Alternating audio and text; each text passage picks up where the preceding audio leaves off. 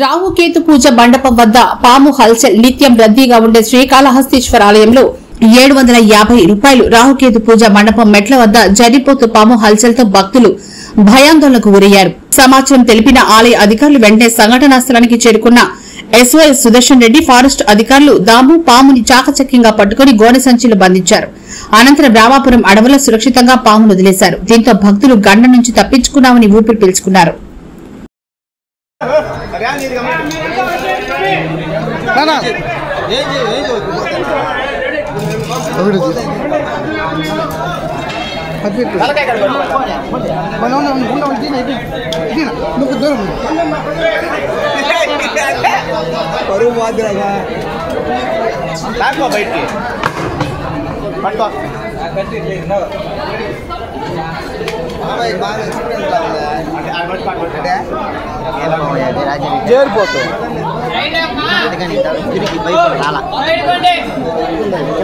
కొంచెం కిందకి లాగు